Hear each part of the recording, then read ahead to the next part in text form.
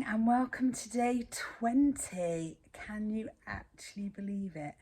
How quick is this month going? So I'm up and dressed bright and early. I've got Freya coming to hang out with me today while her mummy works. So I probably won't get loads filmed, but I did sit down yesterday and tell you all some very fun stories about nativities I've been involved with in the past. So I'll pop that in after this, so you've got something to watch today. We were supposed to be going out tonight to a friend's house for like a little party, but they've cancelled that, so I'll be at home. So I might try and make some fudge tonight, depends on how tired I am.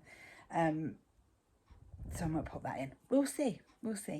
I just wanted to show you something that we got yesterday at the mill. So we went to a place called 0 Degrees in Bristol, which is a microbrewery and restaurant. And I noticed that when we sat down, the Christmas crackers were for the Trussell Trust, which is like a food bank charity. And when we pulled them, I was really impressed because number one, they were plastic free. They didn't have any horrible tat in them. I think there was also a donation to the Trussell Trust for buying them.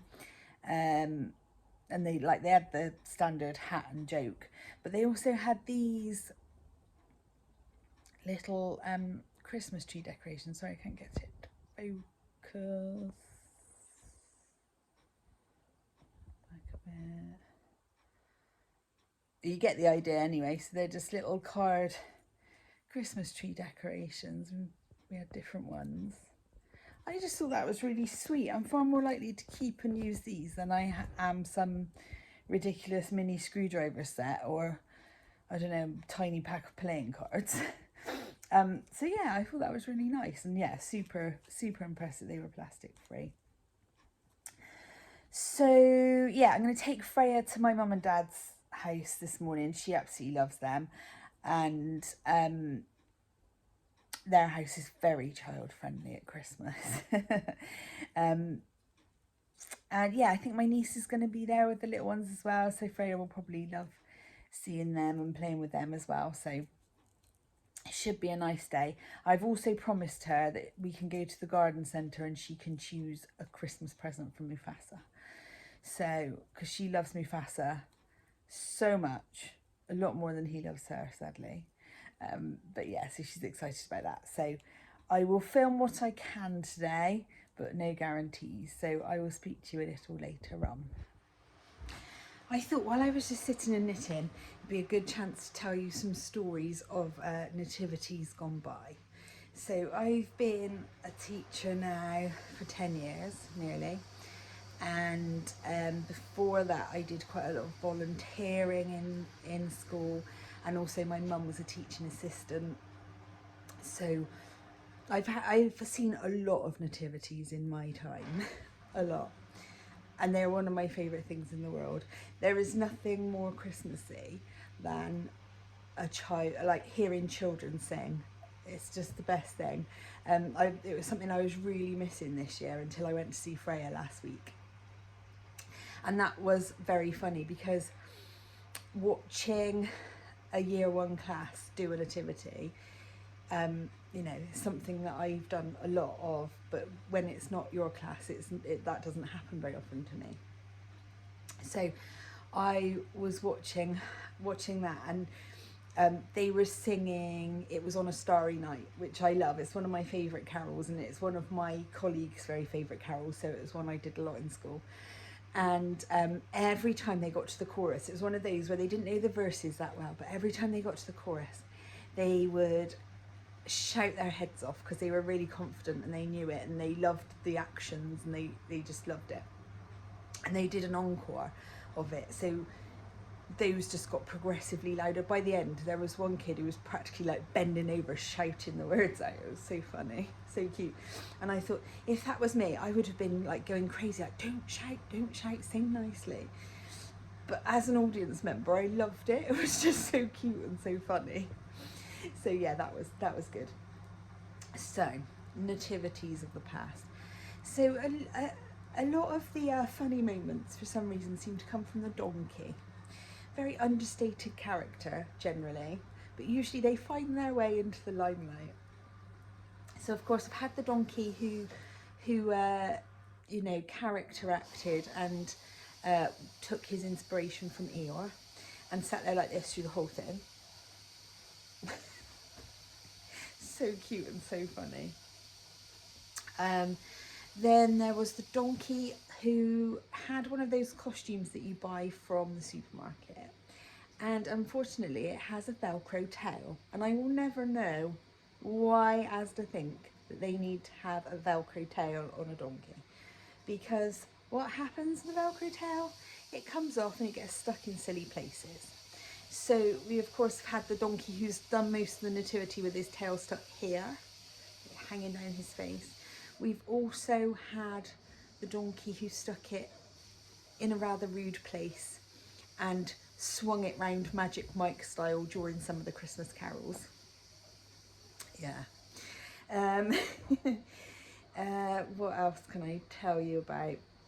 Oh, so one personal favourite of mine was, before I started training to be a teacher, I was doing loads of voluntary hours in my old primary school, and their performances have always, for years and years and years, been of a very high standard. It was something they really went for.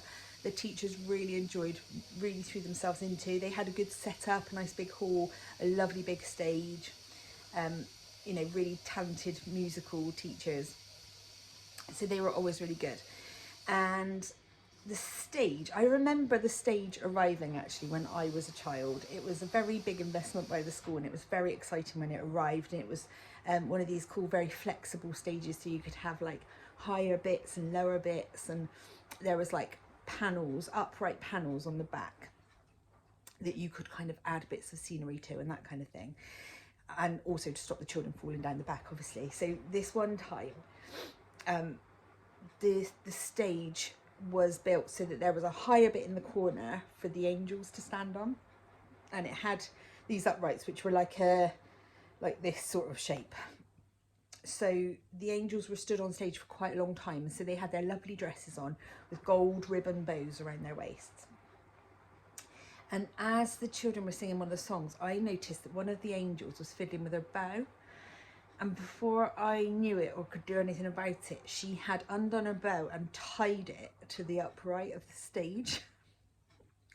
So obviously, by this point, the angels were about to leave the stage. And as she went to walk off, she obviously realised that she couldn't. She'd obviously forgotten she'd done it. So she was like... So I had to squeeze down the back, like about this 6-inch gap down the back of the stage, like sideways, in front of all the parents, to untie this angel so she could get out. Yeah. And then there was one of my favourite nativities ever. So the ones we do in school are generally kind of, we buy them in, and they're kind of a twist on the nativity. So it's like from a different point of view. So there's one from the point of view of the shepherds. There's one about how the sheep see the story happening. And this one particular one was called Lights Camel Action, which was brilliant because it was basically like a strictlified nativity. So like the innkeepers did the tango, and there was all sorts, waltzing sheep and all sorts. It was brilliant. It was so much fun to put on. And then there was a panel of judges where I think there was I think Mary was one of the judges, and I think the donkey was, and it was really brilliant. And the kids really took it on. I think they were quite in Strictly at the time, so it really helped. And one of the judges went really Craig Revel forward. It was really funny, and the parents loved it. I even got like a proper review style message from one of the parents. It was so funny. So yeah, it's definitely one of the absolute pleasures of my job, and something that I've missed so much for 2 Christmases. And when I go back, because I'm not in year 2 anymore, I won't have quite the same involvement. When I'm in year 2, I direct it, and it's like a big part of my life from September to December. So yeah, it'd be different, but it's a stressful, exhausting thing, but just amazing. So Yeah, so I thought I'd share those few stories. Oh, there was one other. Paul was showing us some family videos, and in one of his sisters, I think it was his sister's nursery performance, there was a little girl who was, I think she was an angel or a star or something like that. She was wearing a white dress and some silver tinsel and stuff like that, and she couldn't stop fiddling with her costume, and by the time the end of the performance came, she had completely taken her dress off and was standing in her vest and pants. Can you imagine the teacher's reaction and her mum? So cute. Anyway, I've rambled on for ages now, so I'm gonna head off. But I hope you enjoyed those cute little stories.